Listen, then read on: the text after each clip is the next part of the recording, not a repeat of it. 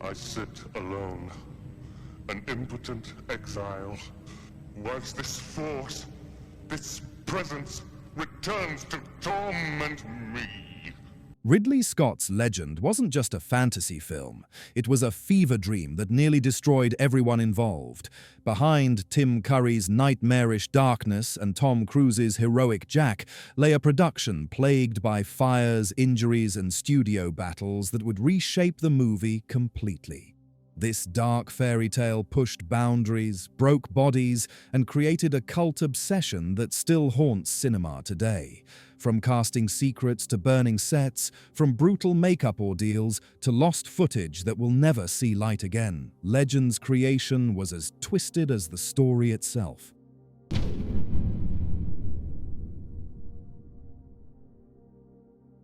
Before Top Gun made him a household name, Tom Cruise was just another young actor fighting for roles. Ridley Scott's casting list for Jack read like a who's who of future superstars. Johnny Depp, Robert Downey Jr., and Jim Carrey all auditioned for the Forest hero, but Cruise refused to let the opportunity slip away.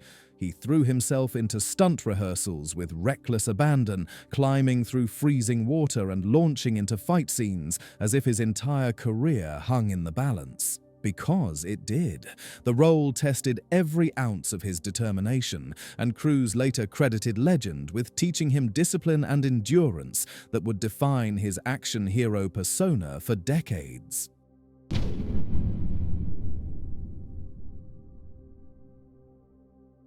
When Ridley Scott cast Princess Lily, he made a shocking choice that would define the film's innocence. Mia Sara was only 16 years old, still attending high school and living with her parents when she found herself opposite Tom Cruise and Tim Curry on one of cinema's most ambitious fantasy sets.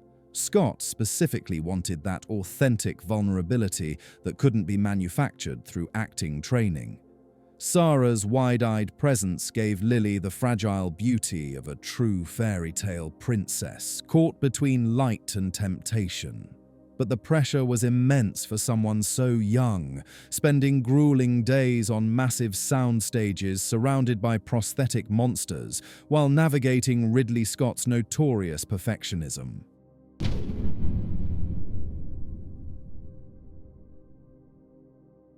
Tim Curry nearly passed on playing darkness, and cinema history almost lost its greatest demon. The script looked punishing. The makeup process seemed unbearable, but Ridley Scott had seen the Rocky Horror Picture Show.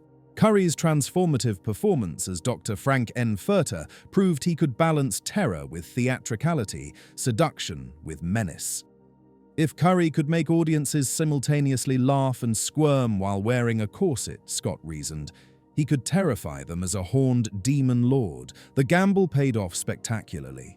Curry's darkness became more than just a villain. He was temptation incarnate, a magnetic force that lured viewers toward destruction. But if you think Curry's casting was dramatic, wait until you hear what the makeup process did to him.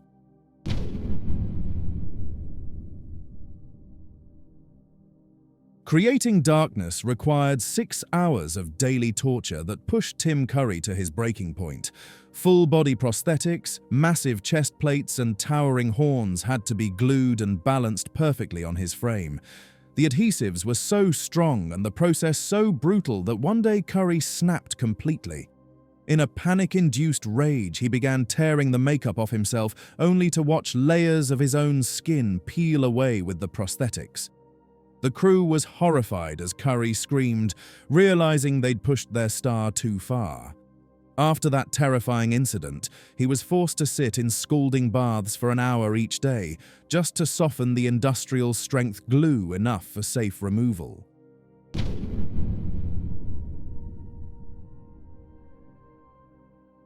Tim Curry's suffering created a monster that transcended the film itself. When he finally stepped onto the set as darkness, towering horns gleaming and muscles rippling beneath crimson skin, he didn't just look like the devil, he was the devil. His silhouette became an instant icon, copied and referenced across decades of entertainment. Comic book artists lifted his design for their villains. Video game developers built bosses in his shadow. Heavy metal bands plastered his image on album covers, recognizing a kindred spirit in darkness. Movie demons that followed carried traces of Curry's performance, from the horned creatures in Hellboy to the seductive evil of various fantasy epics. But this iconic performance came at a cost that extended far beyond makeup chairs.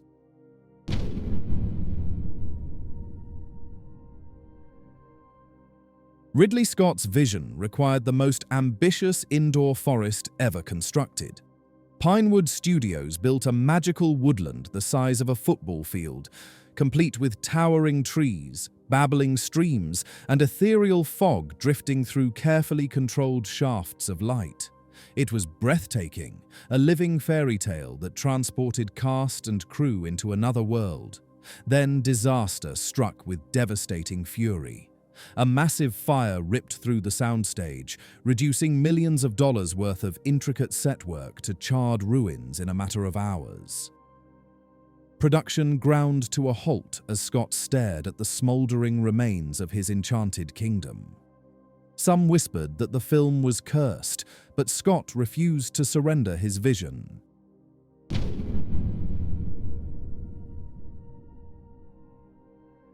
Fantasy films typically rely on movie magic, but legend used real animals that created real chaos. Those majestic unicorns galloping through Scott's forest weren't CGI or puppets. They were genuine Andalusian horses, fitted with carefully crafted prosthetic horns. The problem was that horses don't understand they're supposed to be mystical creatures. They bolted unpredictably, bucked against their handlers, and completely ignored the script's emotional requirements.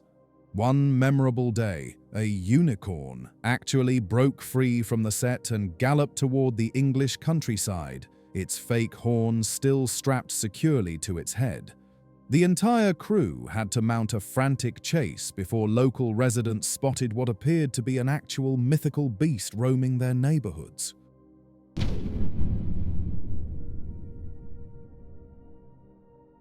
While other fantasy films relied on puppets and stop-motion animation, Ridley Scott chose the most difficult path possible, transforming actors into creatures through elaborate prosthetics. Every goblin, witch, and monster was a human being buried under layers of latex, foam, and paint. Some performers wore masks so heavy they could barely breathe, while others endured hours of preparation just to move their jaws convincingly during dialogue scenes. The process was exhausting and often dangerous, but Scott believed fantasy only worked if audiences felt these creatures were flesh and blood, rather than obvious special effects. He wanted every sneer, every eye movement, and every facial expression to carry genuine human emotion beneath the monstrous exterior that would ground the fantasy.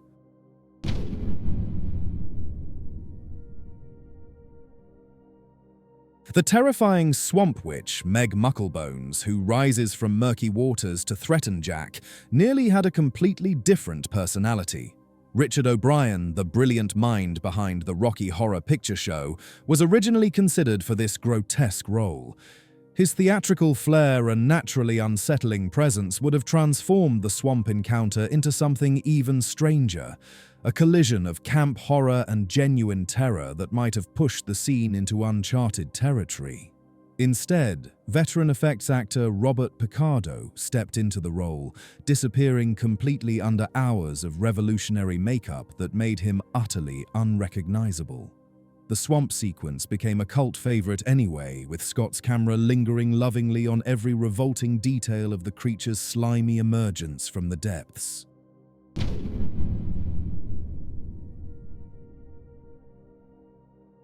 Hidden beneath all the practical effects and prosthetic mastery, legend quietly pioneered computer graphics technology that would reshape cinema forever. When Scott's enchanted forest needed ethereal sunlight glittering through drifting pollen and magical particles, traditional special effects couldn't deliver the delicate shimmer he envisioned. So the team turned to cutting-edge computer technology, using early digital systems to layer glowing particles into the air. The effect was subtle and seamless, creating an otherworldly atmosphere that had never been achieved before. This was 1985, years before Terminator 2 or Jurassic Park brought CGI into mainstream consciousness. While audiences remained focused on Tim Curry's demonic presence, Legend was actually taking its first steps into the digital revolution. But the film's real darkness came from more traditional sources.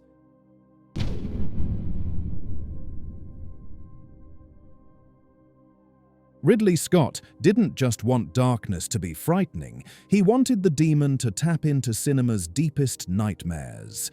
Buried within Legend's design and sound work are deliberate homages to The Exorcist, adding layers of dread that most audiences felt but couldn't identify. Scott admired how Friedkin's masterpiece terrified viewers through subtle atmospheric touches rather than relying purely on shock value. By weaving that demonic DNA into Curry's performance and the film's audio design, Scott gave darkness the weight of horror cinema history. The horns and muscles made him visually imposing, but the deeper influences connected him to fears that The Exorcist had already planted in viewers' subconscious minds a decade earlier, making him infinitely more unsettling than a simple fantasy villain.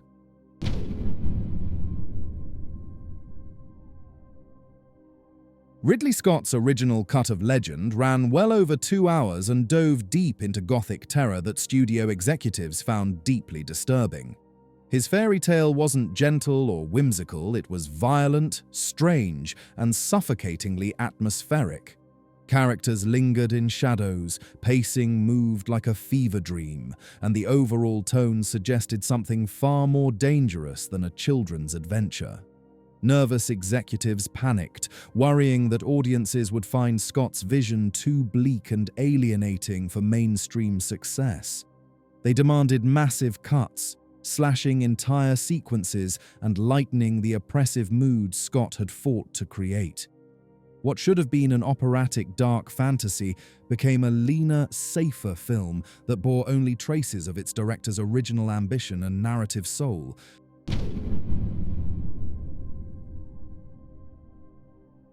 By the time Legend reached global audiences, it had fractured into two distinct films that shared little beyond basic plot points. American theaters showed a heavily edited 89-minute version paired with Tangerine Dream's hypnotic electronic score, creating a dreamy, synthesizer-driven experience. Meanwhile, European audiences saw Scott's slightly longer cut, accompanied by Jerry Goldsmith's sweeping orchestral soundtrack, resulting in a more traditionally epic fantasy atmosphere. The differences weren't subtle, they created entirely different emotional experiences from the same source material. Fans became passionately divided between camps, some preferring the otherworldly electronic soundscape, while others swore by the classical grandeur of Goldsmith's compositions. But both sides agreed that something essential was missing from both versions. But decades later, that mystery would finally find an answer.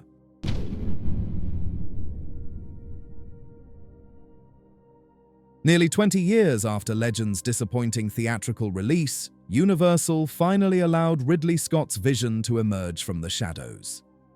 The 2002 director's cut restored crucial scenes, returned Jerry Goldsmith's original score, and expanded the runtime to 113 minutes that transformed the entire viewing experience.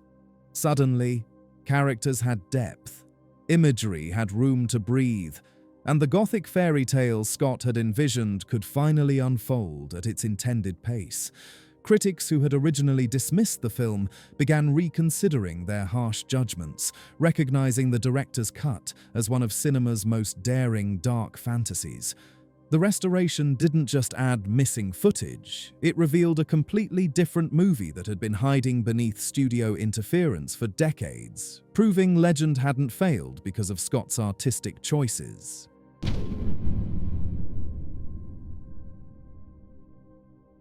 Even the celebrated director's cut couldn't save everything from Ridley Scott's original vision. Entire sequences from the initial shoot have vanished forever, victims of poor archival practices and studio neglect that treated the film as a disposable commodity. Alternate takes, extended character moments, and whole scenes that once existed on celluloid were either destroyed or allowed to deteriorate beyond repair before anyone recognized their value. Scott has admitted this loss haunts him professionally and personally. For a perfectionist director who obsesses over every visual detail, knowing that pieces of his fairy tale have been permanently erased feels like an open wound that will never heal. Legend exists today as two incomplete versions, but somewhere between them lies a complete film that no audience will ever experience again.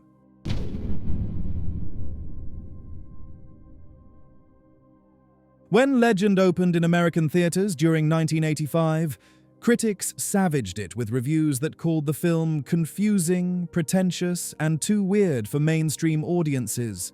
The studio's heavy editing had left the narrative feeling choppy and uneven, while the marketing campaign had sold it as a family-friendly adventure that bore little resemblance to the dark fairy tale audiences actually encountered.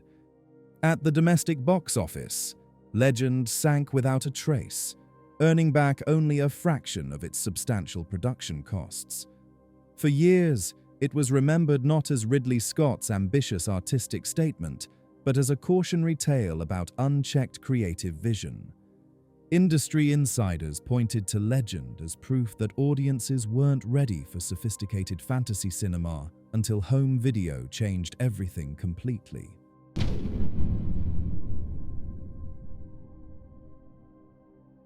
Legend's true audience found it in the quiet darkness of living rooms across America and beyond.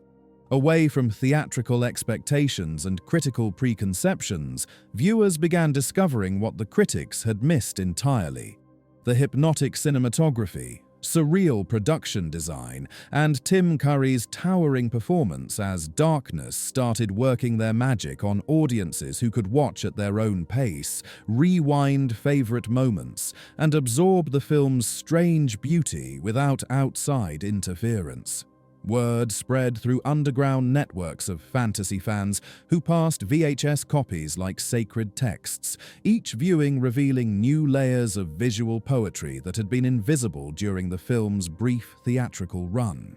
By the early 1990s, Legend had transformed from a notorious flop into a beloved cult classic that film students considered essential viewing.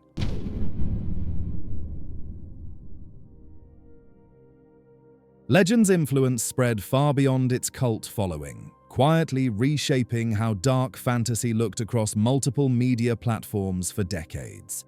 Video game designers absorbed Scott's gothic textures and otherworldly lighting techniques. Comic book artists borrowed the film's distinctive silhouettes and atmospheric storytelling. Later films like Labyrinth, Willow, and eventually Guillermo del Toro's Pan's Labyrinth carried clear DNA from Scott's nightmarish fairy tale forest. At the center of this cultural impact stood Tim Curry's Darkness, whose imposing red figure and impossible horns became a template for cinematic evil that appeared everywhere, from role-playing game monsters to heavy metal album artwork. Even audiences who never saw Legend recognized his iconic shape through countless imitations and homages that made fantasy cinema more dangerous and seductive.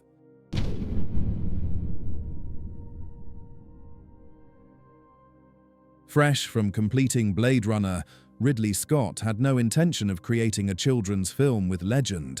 He wanted to craft a fairy tale the way the Brothers Grimm had originally written them, beautiful but terrifying, innocent but laced with genuine danger and psychological darkness. Scott called it a fairy tale for adults, and in that ambitious mission, he succeeded brilliantly. The problem arose when studio marketing tried to sell his sophisticated dark fantasy as family entertainment, creating a fundamental mismatch between Scott's artistic vision and audience expectations. Parents brought children expecting Disney magic and instead encountered nightmares that would haunt young viewers for years.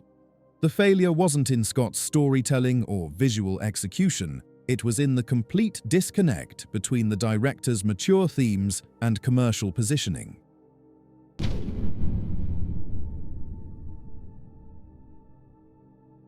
For Ridley Scott, Legend represented far more than just another film project.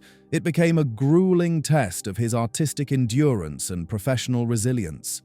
The endless hours spent perfecting prosthetic makeup, the devastating fire that destroyed Pinewood's elaborate soundstage, the brutal studio battles that systematically dismantled his creative vision, and finally the box office collapse that left critics calling his work a pretentious failure. Scott later admitted the entire experience nearly broke him physically, mentally, and spiritually. Coming immediately after Blade Runner's similarly troubled production and mixed reception, Legend felt like a second devastating wound to his confidence as a filmmaker.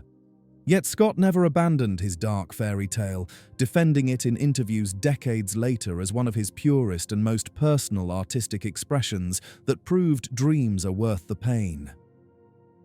Legend stands alone as cinema's strangest success story. A film that burned sets, scarred actors, and nearly destroyed its creator, only to rise from commercial ashes as a cult masterpiece that redefined dark fantasy forever. Ridley Scott's vision proved too strange for 1985, but perfect for eternity. Tim Curry's darkness still haunts nightmares, the lost footage still haunts Scott, and the complete film still haunts cinema history. Some dreams are worth the pain they cause, and Legend earned its title through suffering that became legend itself. Ready for another dive into cinema's darkest secrets?